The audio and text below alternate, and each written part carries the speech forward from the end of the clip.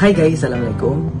For today's vlog, magluluto ako ng sarili kong version ng paksiw sa tilapia. So ngayon, huhugasan ko lang yung tilapia para lulutuin natin. So watch out!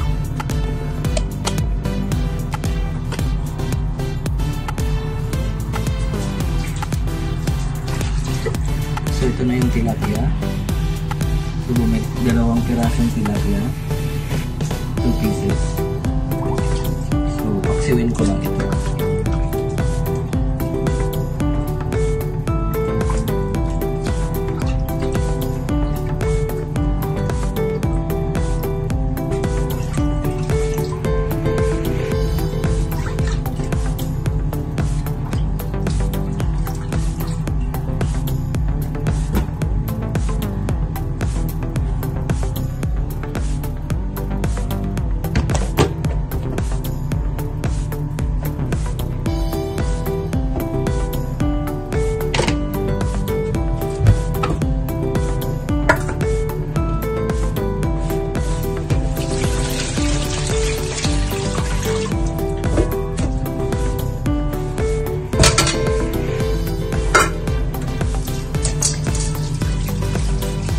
So, kailangan hugasan natin ng maayos.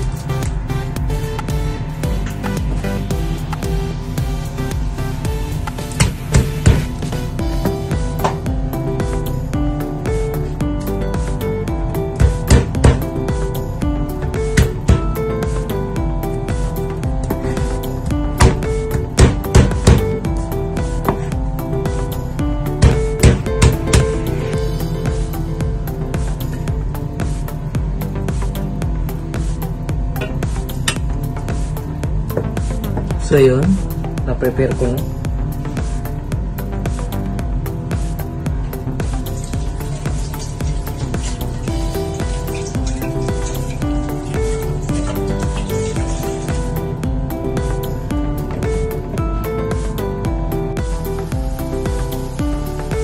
So magpainit lang.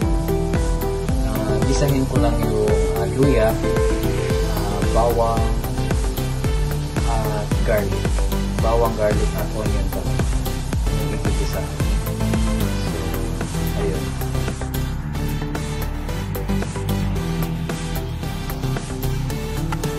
Tapos ilagay ko lang ito yung olive oil.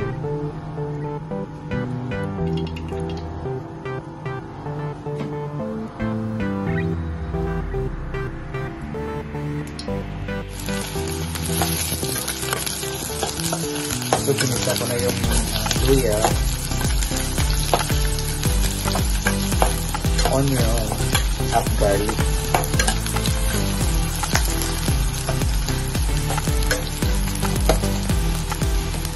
Pa-brown ko lang.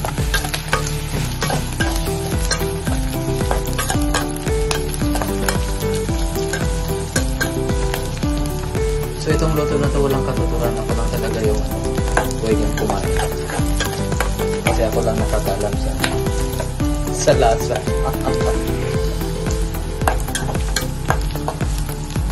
Yung sarili ko lang luto. Na ako lang din yung kakain. So ayun, nilagay ko na yung tilapia. Nilagay ko na yung tilapia. Tapos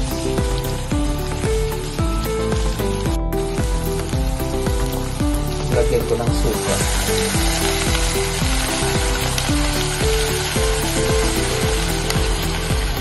Lagyan ko ng suka para maasim-asim.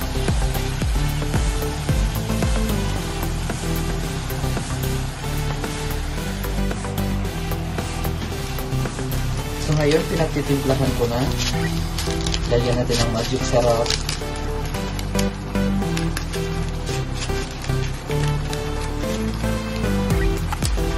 Para maging masarap.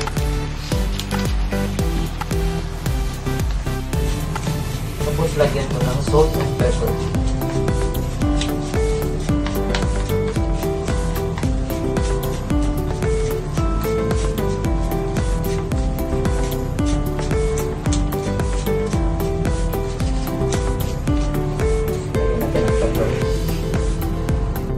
So ayun, kumulo na. Pinakulo ko muna. Okay. So antayin lang natin within mga 10 minutes. Mabilis lang naman maluto yung tilapia. Takpan ko muna. At later, after 5 minutes, lagyan natin ng olive oil.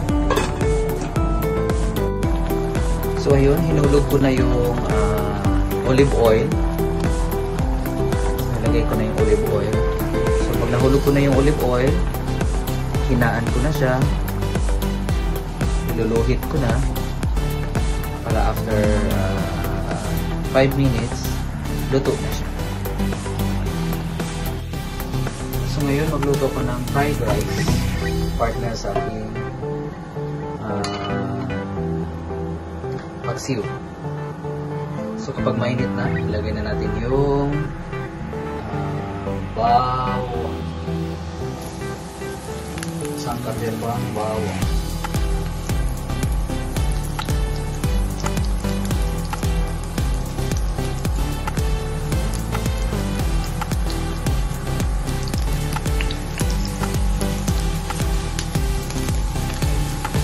Ilagay natin yung bawang hanggang sa mapula. At medyo sunog na para mabangusan sa ating fried rice.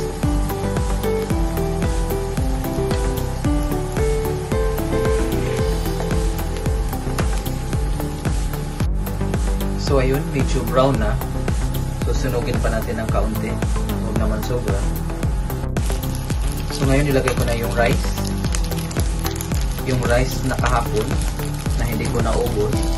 So nilagay ko na para i-fried rice na natin. So ngayon, halo-haloin ko lang. Pagandahan kasi kapag magpa-fried rice, tapos maraming bawang. Ang sarap-sarap kasi ang bango-bango.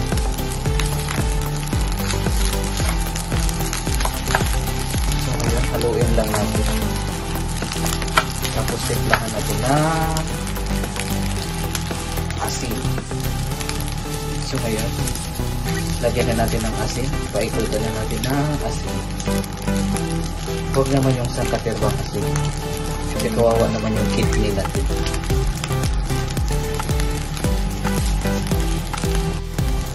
So ayun, medyo luto ng ating fried rice. Niluluhid ko lang. So pwede natin lantakan na. Pwede na tayo lumanta. Ito. Medyo makalat lang kasi nga kailangan natin haluin ng maayos. So ayun, luto na rin yung yung aking paksiw ala Nicolas, ala Nicasio. Ito yung sarili kong version na ako lang pwedeng makatikim kasi nga walang kakwentang-kwentang luto. Ayan, luto na. So mamaya konti, dala mo na. So ayun, nandito na, mag-partner na po sila. Meron tayong fried rice. At saka meron tayong paksiw sa tilapia. Ayan. So mamaya konti, dala mo tayo.